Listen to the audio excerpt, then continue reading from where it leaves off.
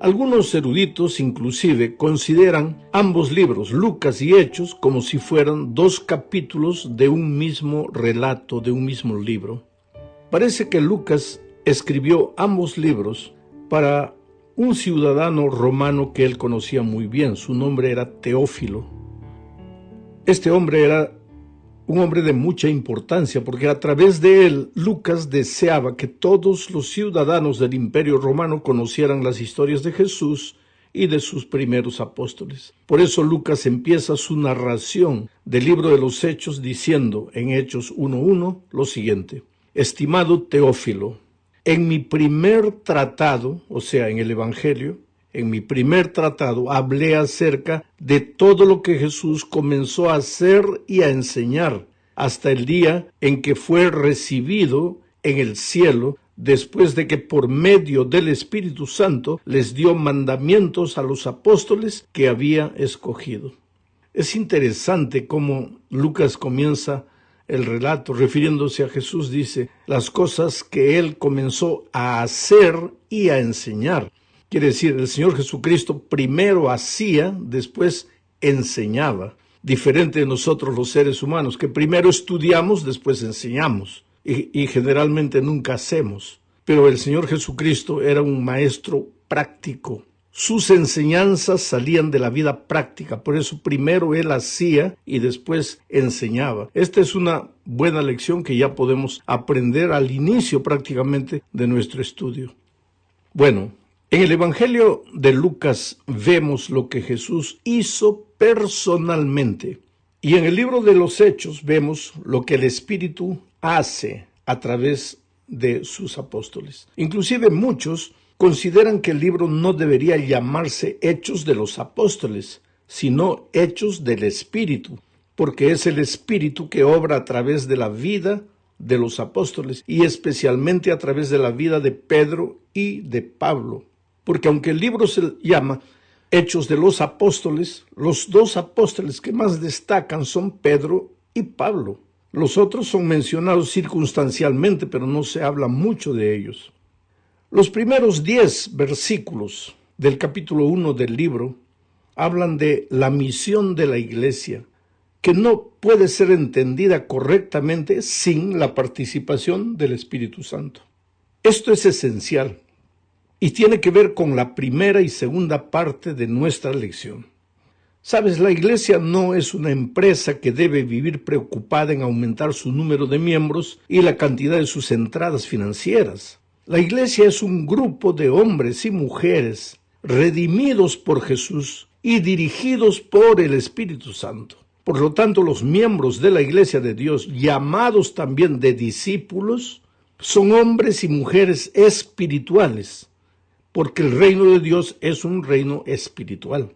Si no entendemos la naturaleza espiritual de la iglesia, pues no entenderemos la naturaleza de la misión y haremos crecer una empresa pensando que estamos haciendo crecer una iglesia y en realidad no estamos haciendo crecer la iglesia porque la iglesia es completamente espiritual. Y este tipo de crecimiento solo de la estructura, nosotros podemos estar haciéndolo inclusive con toda sinceridad, pero sinceridad jamás fue sinónimo de estar en lo correcto. Mira, los discípulos no habían entendido la naturaleza espiritual del reino de Dios, de la iglesia de Dios. A lo largo de sus 3 años de ministerio, Jesús trató de enseñarles una y otra vez la naturaleza espiritual de su reino. Y ellos, claro, ellos siempre creyeron que lo habían entendido. La realidad, sin embargo, era dolorosamente cruel. Ellos jamás entendieron la naturaleza espiritual de la iglesia. Por eso, cuando Jesús murió, ellos se sintieron frustrados, derrotados, tristes, pues sus expectativas políticas habían llegado al fin. El reino de los cielos, entre comillas, de los cielos, para ellos, era un reino que no había pasado de una ilusión. Porque ese de los cielos, para ellos, era de la tierra. Cada vez que ellos escuchaban hablar del reino de los cielos, ellos pensaban en el reino de la tierra. Por eso aquel domingo, ya Jesús había resucitado, mientras 2 de sus discípulos retornaban a Emaús con sus esperanzas frustradas. Cleofas, uno de ellos, sin reconocerlo, le dijo al propio Señor Jesucristo lo que está en Lucas 24, 18 al 21. Lo voy a leer. ¿Eres tú el único forastero en Jerusalén que no has sabido las cosas que en ella han acontecido en estos días? Entonces él, Jesús, les dijo, ¿qué cosas? Y ellos le dijeron, de Jesús Nazareno, que fue varón profeta, poderoso en obra y en palabra delante de Dios y de todo el pueblo, y cómo le entregaron los principales sacerdotes y nuestros gobernantes a sentencia de muerte y le crucificaron. Pero nosotros esperábamos que Él era el que había de redimir a Israel. Y ahora, además de todo esto, hoy es ya el tercer día que esto ha acontecido. Ahora, yo te pregunto, ¿por qué las palabras de Cleofás están cargadas de pesimismo?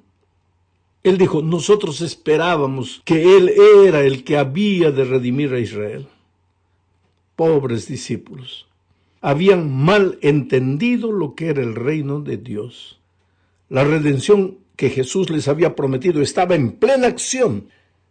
Era la razón por la que el Señor había aceptado la muerte de cruz, y ellos pensaban que Jesús les había fallado. Quiere decir, ellos habían sido desaprobados en el examen final. Pero Jesús nunca desecha a los que fracasan. Esa es una de las cosas maravillosas del Evangelio. Jesús nunca desecha a los que fracasan. Porque Jesús es el Dios de las oportunidades, siempre dispuesto a dar una página en blanco para escribir una nueva historia. Por eso aquella misma noche apareció delante de sus discípulos, escondidos, dominados por el miedo, con las puertas trancadas y las esperanzas rotas, y los consoló, les dio ánimo y les encomendó continuar edificando su reino. Ahora yo pregunto, ¿qué reino edificarían ellos si en 3 años no habían entendido lo que era el reino de Dios? Pero Jesús nunca pierde las esperanzas y se quedó con ellos 40 días más para ayudarles a entender la naturaleza espiritual de su reino.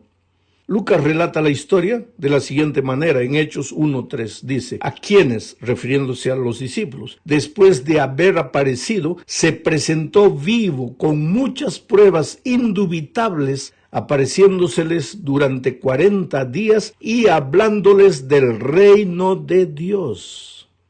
El reino de Dios. Ese había sido el tema central de su ministerio durante los 3 años anteriores. Ellos no habían entendido nada. Ahora resucitado, antes de subir a los cielos, se queda con ellos 40 días más y el tema central de sus enseñanzas en esos 40 días vuelve a ser el reino de Dios. Les dice más, les pide que no salgan de Jerusalén, sino que esperen la promesa del Espíritu Santo. ¿Por qué? Porque el reino de Dios es un reino espiritual y solo puede ser edificado con la participación del Espíritu. Después Jesús compara ambos reinos, el terrenal y el reino de Dios, con el bautismo de Juan y el bautismo del Espíritu. ¿Qué quiero decir? Mira, Juan bautizaba con agua. Era un bautismo visible, todos veían, quedaban las fotos, entre comillas, como registro del acontecimiento. Los nombres eran escritos en los libros de la iglesia. Pero el bautismo del Espíritu es diferente, porque nadie ve, no hay fotos. ¿Y sabes por qué? Porque el reino de Dios empieza a trabajar por dentro, como lo hace el grano de mostaza, la sal, la levadura. Los nombres no son escritos solamente en los libros de la secretaría de la iglesia, sino que en los libros de la vida allá en los cielos. Ahora, este es el último día que Jesús pasa con sus discípulos. Ya pasaron los 40 días. Este es el último mensaje que les deja. Jesús quiere tener certidumbre de que ahora sí ellos entendieron la naturaleza espiritual de su reino.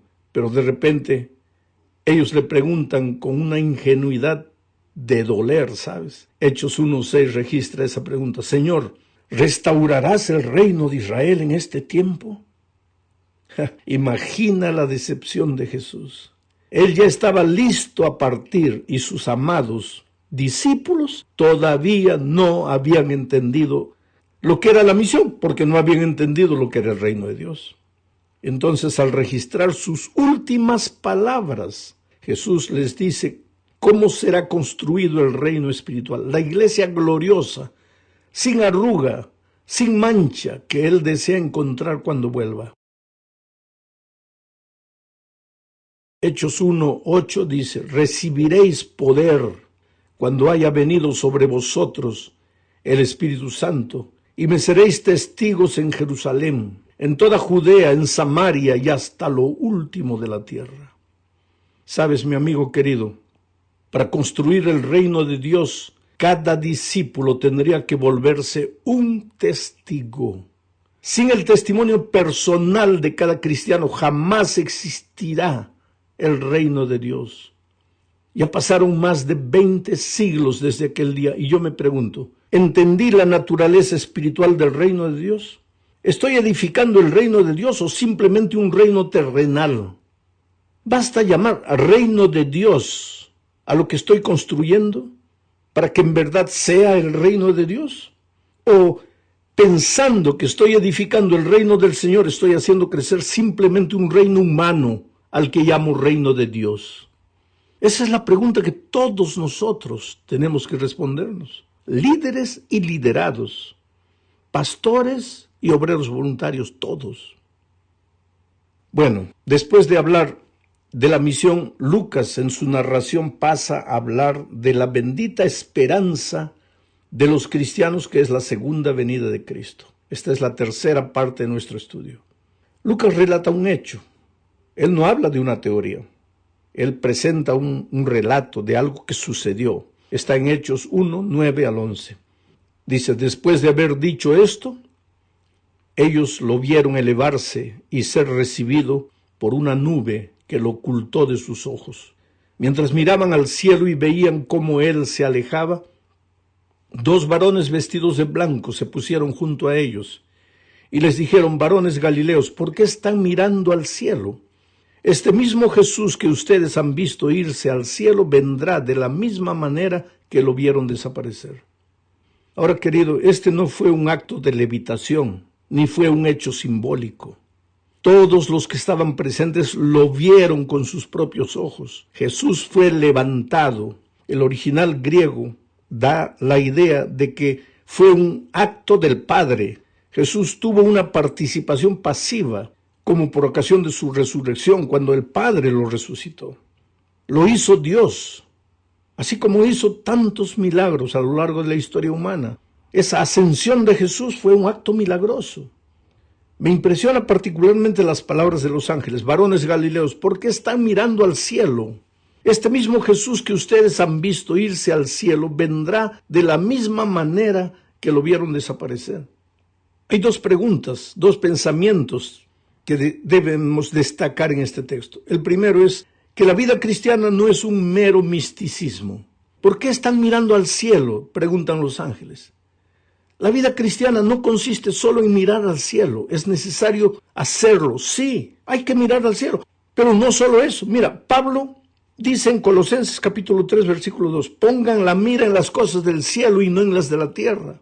Pero querido, es necesario también recordar que Jesús nos dejó una misión para ser cumplida como remedio contra el misticismo de querer mirar solamente al cielo. Esta misión no es una misión humana, es divina. El blanco es todo, todas las naciones, todos los seres humanos, todos los idiomas y razas y pueblos. No hay tiempo para quedarnos solo mirando al cielo. Es menester hacer esto y no dejar de hacer lo otro.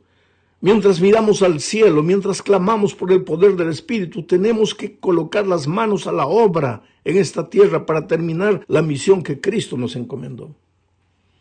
En la cuarta parte de este comentario diremos que delante de la pregunta de los discípulos de cuándo se cumpliría la promesa, la respuesta de Jesús fue que el asunto del tiempo no era algo que les competía a ellos. Lo que ellos deberían hacer es esperar la lluvia del Espíritu Santo y cumplir la misión. ¿Qué hicieron entonces los discípulos? Voy a leer Hechos 1, 12 al 14. Dice, entonces los apóstoles volvieron a Jerusalén desde el monte del Olivar, que dista de Jerusalén poco más de 1 kilómetro, porque de Jerusalén hay que bajar al Valle de Cedrón y después subir para el Monte de las Olivas. un trayecto de 1 kilómetro más o menos. Cuando llegaron los discípulos entonces a Jerusalén, ellos hicieron el viaje contrario, del Monte de las Olivas a Jerusalén. Subieron al aposento alto, que era voy a seguir leyendo el texto, era una residencia particular. Subieron al aposento alto donde se hallaban Pedro, Jacobo, Juan, Andrés, Felipe, Tomás, Bartolomé, Mateo, Jacobo, hijo de Alfeo, hijo de Zelote, y Judas, el hermano de Jacobo. Todos ellos oraban y rogaban a Dios continuamente en unión de las mujeres de María, la madre de Jesús, y de sus hermanos. Eran más o menos unas 120 personas que estaban en el aposento alto. Estos primeros días de recogimiento espiritual fueron básicos. Ellos estaban allí reunidos para orar. Cuando el pueblo de Dios ora, ¿sabes?, suceden cosas maravillosas. Es que al orar nos desprendemos de nosotros mismos y nos abrimos a Dios y dejamos de confiar en nuestras propias fuerzas y pasamos a confiar en el único que puede hacer algo por nuestra incapacidad. El cumplimiento de la misión que Jesús nos dejó solo tendrá éxito cuando dejemos de confiar en nuestros métodos y nos sometamos a los métodos divinos. Por eso los discípulos, después que Jesús fue, en lugar de estar tratando de adivinar cuándo vendría, siguieron la orden del Maestro. Vayan, clamen por el Espíritu, reciban el Espíritu y cumplan la misión. Llegamos ahora a la parte final de este estudio. Y vamos a hablar aquí de la primera actividad administrativa de la iglesia que estaban haciendo. Sabes, mi querido, la administración no está reñida con la misión de la iglesia. Hay gente que dice, yo amo a la iglesia, pero no quiero saber nada con la administración. Eso es una ingenuidad, querido. Porque desde sus mismos comienzos la iglesia tuvo que tomar medidas administrativas. La administración está al servicio de la misión. La misión es el objetivo principal de la existencia de la iglesia y la administración debe estar al servicio de ella. Ahora, es triste cuando la administración se transforma en el centro de nuestra existencia y la misión pasa a ser un simple detalle. Bueno, ¿cuál fue la primera actividad administrativa de la iglesia? Pues escoger al sucesor de Judas. La forma en que ellos realizaron este trabajo es curiosa. La historia dice que ellos echaron suerte. Ahora yo te pregunto, ¿cómo se puede elegir a alguien echando suerte? Bueno, en el contexto de hoy sería una aberración, una tontería, pero en la cultura de aquellos días era algo normal.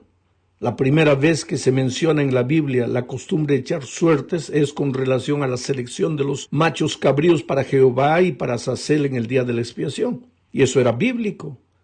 La instrucción era divina. Las personas consideraban que Dios revelaba su voluntad de esa manera y por eso hacían una oración especial antes de echar suerte. Pero con el tiempo pues la cosa mudó, cambió de rumbo. Ahora, en el caso de la elección del sustituto de Judas, evidentemente los discípulos se equivocaron. Ellos debían esperar que el Espíritu se manifestara para guiarlos y decirles quién debería ser el sucesor de Judas, pero se apresuraron. No tuvieron paciencia para esperar el trabajo del Espíritu Santo. Ahora, si leemos todo el libro de los Hechos de los Apóstoles y los escritos de Pablo, nos daremos cuenta con claridad meridiana que el hombre que Dios tenía reservado para ocupar el lugar de Judas era Pablo y no Matías. ¿Por qué Pablo? Porque tuvo un encuentro personal con Cristo, camino de Damasco. Porque era el instrumento que Dios había escogido para llevar el evangelio a los gentiles. Tanto así que la figura de Pablo aparece nítidamente como un exponente del evangelio y de la predicación del evangelio en el Nuevo Testamento. Tal vez si ellos hubieran tenido paciencia a que el Espíritu les mostrara, pues hubieran elegido a Pablo, pero infelizmente ellos se apresuraron. Aquí hay un peligro cuando llega la comisión de nombramientos a final de año y algunos hermanos ya llegan a la comisión llevando los nombres escritos en su bolsillo. Entonces, ¿para qué Espíritu Santo? El Espíritu tiene que trabajar. Tenemos que dejar que el Espíritu Santo nos guíe. Esta iglesia es una iglesia espiritual. Es verdad que mientras vivamos en este mundo necesitamos de una estructura, Necesitamos de edificios, necesitamos estadísticas, números, colegios, hospitales, casas publicadoras, toda la estructura al servicio de la misión.